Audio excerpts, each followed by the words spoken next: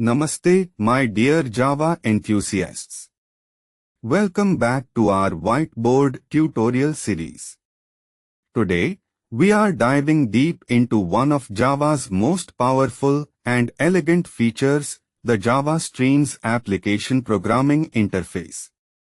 If you've been working with collections in Java, you know how much boilerplate code can accumulate.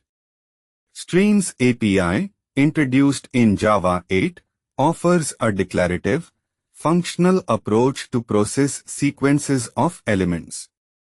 It helps you write cleaner, more readable, and often more efficient code for data manipulation. In this advanced tutorial, we will explore its core concepts, practical applications, and some crucial best practices to help you write truly idiomatic Java Stream code. Get ready to transform your data processing skills. Let us begin our exciting journey into the world of Java Streams. Alright, let us understand the fundamental building blocks of the Streams API.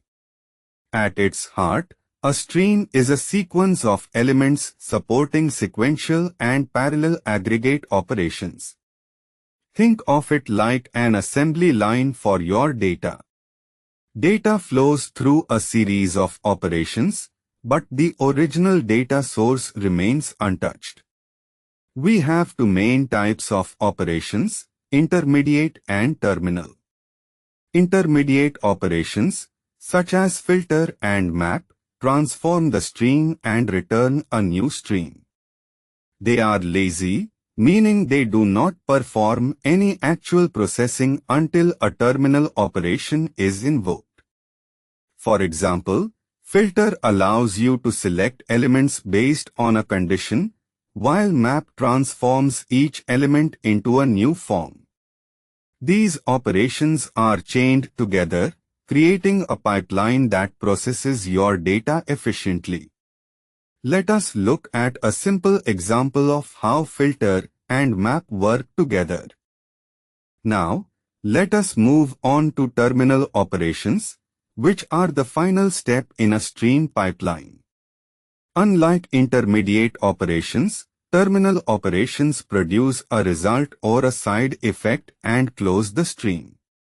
Once a terminal operation is performed, the stream cannot be reused. Common terminal operations include for each, which performs an action for each element, and collect, which gathers the elements into a new collection, such as a list, set, or map. The collect operation is incredibly versatile, allowing you to summarize, group, or partition your data using various collectors. Understanding the distinction between intermediate and terminal operations is crucial for building effective stream pipelines. Remember, intermediate operations build the pipeline, and terminal operations execute it. Let us see how collect can be used to gather results. Let us put these concepts into practice with a more comprehensive example. Imagine we have a list of product objects, each with a name, category, and price.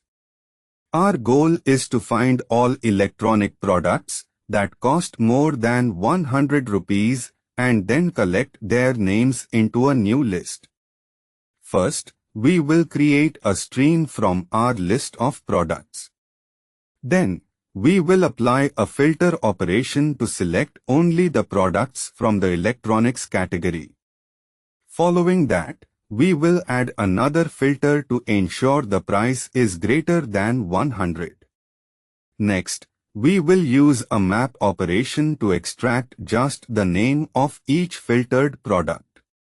Finally, we will use the collect terminal operation with collectors.toList to gather all these product names into a new list string. This entire process is expressed concisely and declaratively using the Streams API, making the code very easy to read and understand.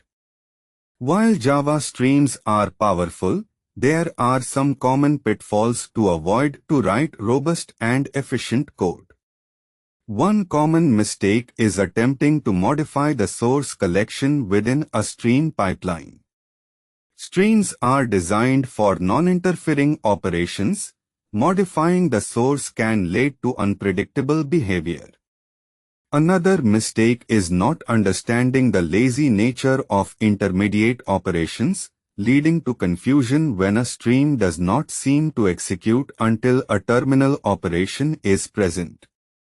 Also, avoid using streams for operations that inherently have side effects, especially within intermediate operations. They are best suited for pure functions. Always prefer using for each for side effects as a terminal operation. Best practices include keeping your lambda expressions pure, ensuring your stream pipelines are readable, and considering parallelism only when profiling indicates a performance bottleneck, as it adds overhead. And there you have it, my friends. We have journeyed through the advanced aspects of the Java Streams application programming interface. We started by understanding what streams are and why they are so beneficial for modern Java development. We explored intermediate operations like filter and map that transform your data, and terminal operations like collect and for each that produce a final result. We also walked through a practical example and discussed crucial best practices and common mistakes to help you write clean, efficient, and idiomatic stream code. Remember, practice is key. Try applying streams to your own projects. If you found this tutorial helpful, please give it a big thumbs up, share it with your friends, and do not forget to subscribe to our channel for more advanced Java programming tutorials. Keep coding, keep learning, and I will see you in the next video. Jai Hind.